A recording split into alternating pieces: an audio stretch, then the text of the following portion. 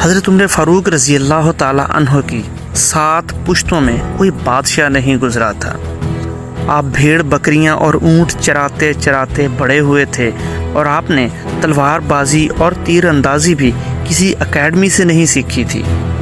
سکندر اعظم نے organized army کے ساتھ 10 برسوں میں 17 لاکھ مربع میل کا علاقہ فتح کیا تھا، جبکہ حضرت عمر فاروق رضی اللہ تعالی عنہ نے 10 برسوں میں آرگنائزڈ آرمی کے بغیر 22 لاکھ مربع میل کا علاقہ فتح کیا، اور اس میں روم اور ایران کی 2 سپر پاور بھی شامل تھیں۔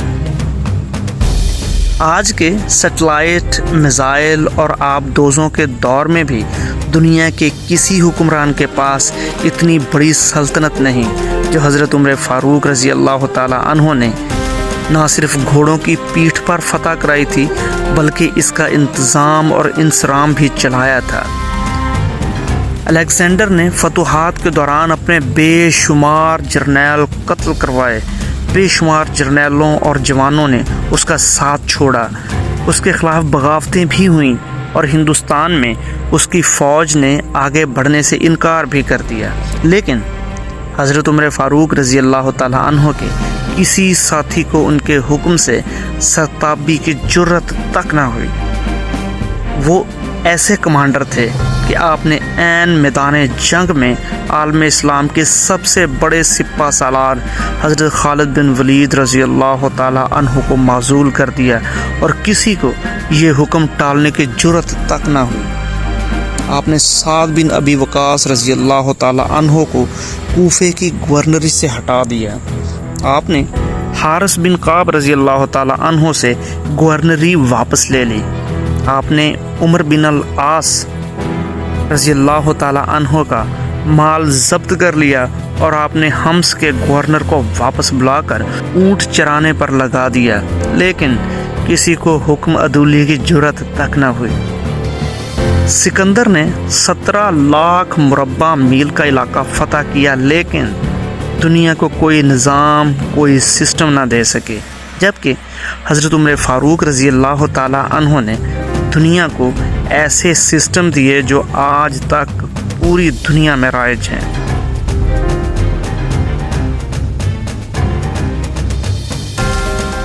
اگر حضرت عمر فاروق کے دیے گئے نظام پر بات کریں تو سن ہجری کا اجرا کیا، جیل کا تصور دیا، مؤذنوں کی تنخواہ مقرر کی، مسجدوں میں روشنی کا بندوبست کرایا، پولیس کا محکمہ بنایا، ایک مکمل عدالتی نظام کی بنیاد رکھی، آب پاشی کا نظام قائم کرایا، فوجی چھاونیاں بنوائیں اور فوج کا باقاعدہ محکمہ قائم کیا۔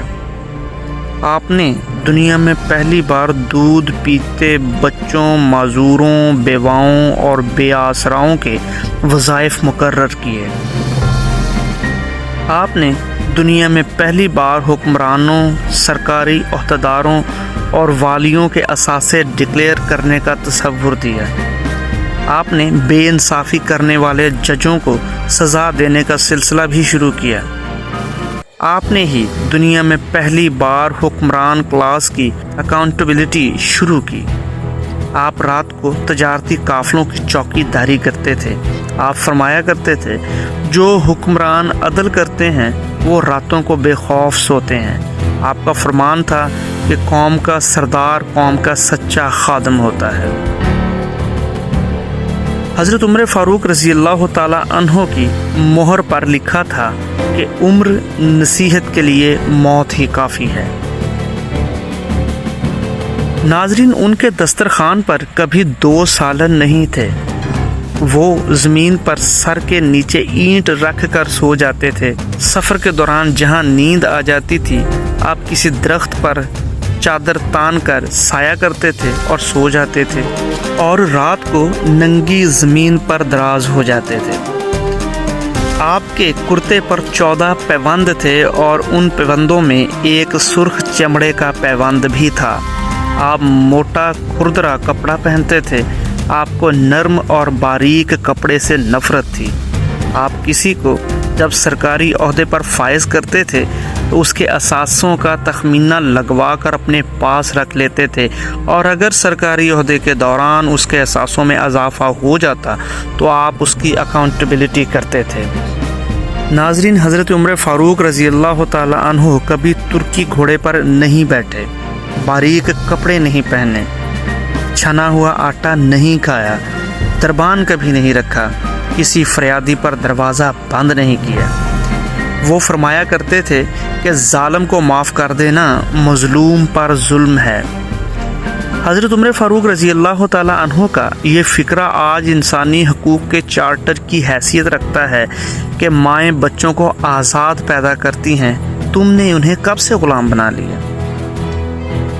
انہوں نے فرمایا کہ میں اکثر سوچتا ہوں اور حیران ہوتا ہوں کہ عمر بدل کیسے گیا۔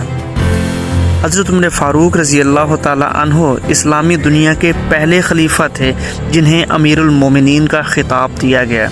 دنیا کے تمام مذاہب کی کوئی نہ کوئی خصوصیت ہے، اسلام کی سب سے بڑی خصوصیت عدل ہے، اور حضرت عمر فاروق رضی اللہ تعالی عنہ وہ شخصیت ہیں جو اس خصوصیت پر پورا اترتے ہیں۔ آپ کے عدل کی وجہ سے عدل دنیا میں عدل فاروقی ہو گیا۔ آپ شہادت کے وقت مقروض تھے، چنانچہ آپ کی وصیت کے مطابق آپ کا واحد مکان بیچ کر آپ کا قرضہ ادا کر دیا گیا، اور آپ دنیا کے واحد حکمران تھے جو فرمایا کرتے تھے، میرے دور میں اگر فرات کے کنارے پر کوئی کتا بھی بھوکا مر گیا تو اس کی سزا عمر کو بھگتنا ہوگی۔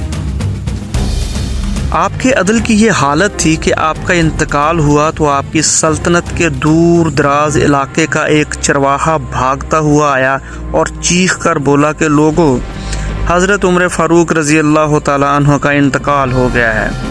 لوگوں نے حیرت سے پوچھا، تم مدینے سے ہزاروں میل دور جنگل میں ہو، تمہیں اس سانحے کی اطلاع کس نے دی؟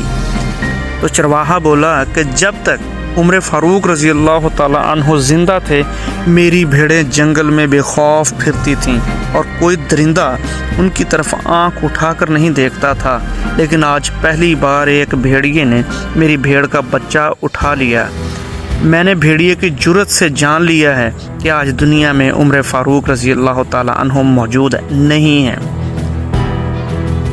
میں دنیا بھر کے مورخین کو دعوت دیتا ہوں وہ سکندر کو حضرت عمر فاروق رضی اللہ تعالی عنہ کے سامنے رکھ کر دیکھیں، انہیں سکندر حضرت عمر فاروق رضی اللہ تعالی عنہ کے پہاڑ کے سامنے کنکر دکھائی دے گا، کیونکہ سکندر کی بنائی سلطنت اس کی وفات کے 5 سال بعد ختم ہو گئی، جبکہ حضرت عمر فاروق رضی اللہ تعالی عنہ نے اپنے دور میں جس خطے میں اسلام کا جھنڈا بھجوایا، وہاں سے آج بھی اللہ اکبر کی صدائیں آتی ہیں، وہاں آج بھی لوگ اللہ کے سامنے سجدہ کرتے ہیں۔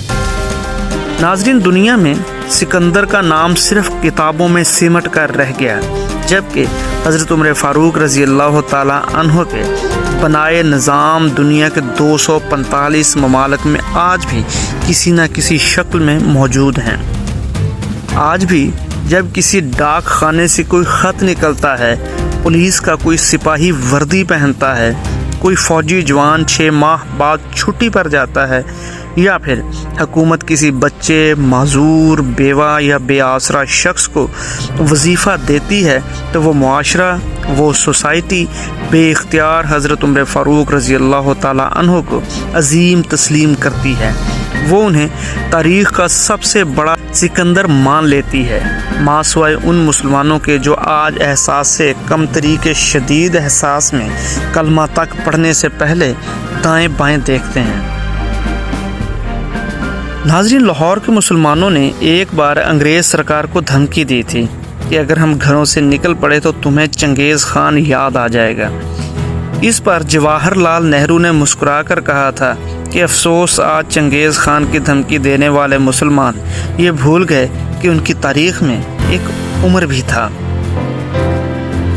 جن کے بارے میں مستشرقین اعتراف کرتے ہیں کہ اسلام میں اگر ایک عمر اور ہوتا تو آج دنیا میں صرف اسلام ہی دین ہوتا۔ ہم آج بھی یہ بھولے ہوئے ہیں کہ ہم میں ایک حضرت عمر فاروق بھی تھے۔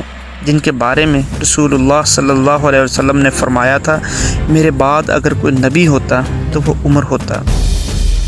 ناظرین، مغیرہ بن شیبہ کے ایک پارسی غلام فیروز نامی نے، جس کی رکنیت ابو لولو تھی، عمر بن خطاب رضی اللہ تعالی عنہ سے اپنے آقا کے بھاری محصول مقرر کرنے کی شکایت کی۔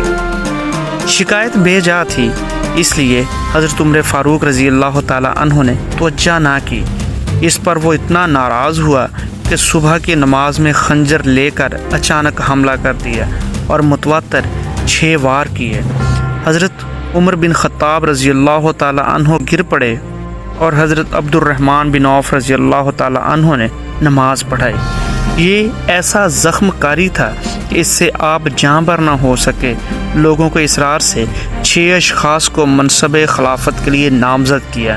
ان میں سے کسی ایک کو، جس پر باقی 5 کا اتفاق ہو جائے، اس منصب کے لیے منتخب کر لیا جائے۔ ان لوگوں کے نام علی بن ابی طالب، عثمان بن عفان، زبیر ابن العوام، طلحہ بن عبید اللہ، سعد بن ابی وقاص اور عبد الرحمن بن عوف تھے۔ اس مرحلہ سے فارغ ہونے کے بعد حضرت عائشہ صدیقہ رضی اللہ تعالی عنہ سے رسول اللہ صلی اللہ علیہ وسلم کے پہلو میں دفن ہونے کی اجازت لی۔ اس کے بعد مہاجرین، انصار، اعراب اور اہل زماں کے حقوق کی طرف توجہ دلائی اور اپنے بیٹے عبداللہ بن عمر رضی اللہ تعالی عنہ کو وصیت کی کہ مجھ پر جس قدر قرض ہو، اگر وہ میرے متروکہ مال سے ادا ہو سکے تو بہتر ہے، ورنہ خاندان عدی سے درخواست کرنا، اور اگر ان سے نہ ہو سکے تو کل قریش سے، لیکن قریش کے سوا اور کسی کو تکلیف نہ دینا۔ سیدنا حضرت عمر بن خطاب رضی اللہ تعالی عنہ پر بدھ کے روز حملہ کیا گیا اور جمعرات کے روز جان کی بازی ہار گئے۔ ابن اسیر کے مطابق حضرت عمر بن خطاب رضی اللہ تعالی عنہ کی وفات ہو گئی تھی۔ 26 ذی الحج کو حملہ ہوا تھا۔ حملے کے بعد 29 ذی الحج تک زندہ رہے اور 1 محرم الحرام کو وفات پائی اور دفنا دیا گیا۔